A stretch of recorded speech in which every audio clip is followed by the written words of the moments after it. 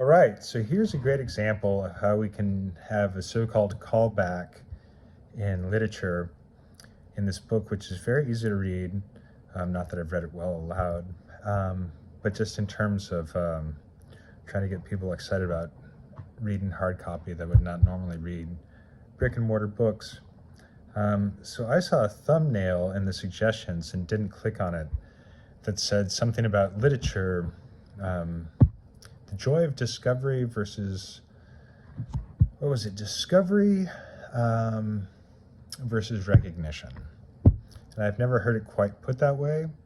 As a philosophy major and a close actual real world friend of someone who's a professor of literature, I haven't really heard that phrasing, but I think it speaks to something kind of true in the pre-AP high school English like flashcard sense of like learning how to look and see through literature. Not you, the reader, looking and seeing through it, but being taught to look and see metaphorically.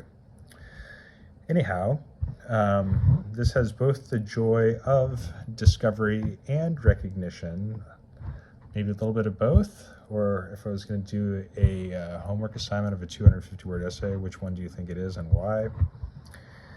So on page 24, he makes the connection, and it's a bit rough on the LGBT plus community, but I feel in this day and age, given the tone and intention of the book and the author, it's okay. It's not like, I mean, my God, he's, with people like Trump and stuff floating around, this is pretty tame. So he makes a link by analogy and stereotype between gay men and mustaches, and then we'll see how he withdraws that deposit later on. Got a little power warning there, so let's go ahead and get along here. Gay men and mustaches. Surfing's flame for cocaine has never dimmed. Surfing's flame for cocaine has never dimmed. Has never even flickered.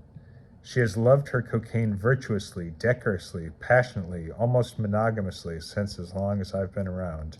And I rack my brain, while the surf industry jitters around me, trying to imagine two things more inextricably enmeshed. Vlad Putin and sick judo skills? No. While it certainly feels like a hot affair, those two have only canoodled since 1960. Donald J. Trump and hyperbole? A long time, yes. But the man sometimes dallies with a vicious understatement. Gay men and mustaches? A beautiful relationship, to be sure, and maybe ancient, but not even close to monogamous. Okay, then we flip ahead to page 49, and we are on a flight. The drink cart clinks down the aisle, waddling by a kind stewardess with an almost perfect mustache. I order 2 mini Tito's bottles and 1 can of soda. So the drink cart clinks down the aisle, waddled by a kind stewardess with a... The drink cart clicks down the aisle, comma, waddled by... So waddled by, I was reading as like he's passing, but it's waddled by as in piloting, as in the person pushing and controlling the cart. The drink cart clicks down the aisle. The drink cart clinks down the aisle, waddled by a kind steward with an almost perfect mustache. So we're supposed to read that character as gay. So yeah, it's funny. Part discovery, what is it? According to that thumbnail, the joy of discovery versus the joy of recognition. It's a little bit of recognition because we're doing a little bit of sort of math, right? He's given us a key, if mustache, then gay. And then here we hear perfect mustache, so the more mustache, the more perfect. The concept of mustache, and the more perfect or closer to gay is the inference. So that's inferential thinking. So I'm thinking that's a little more along the lines of discovery, but it's also recognition in the sense of he's given us a key, like, when you see mustache, think gay. Of course, none of this is true. I don't think it's particularly mean-spirited, and I just wanted to show it as an example of a good sort of callback Easter egg.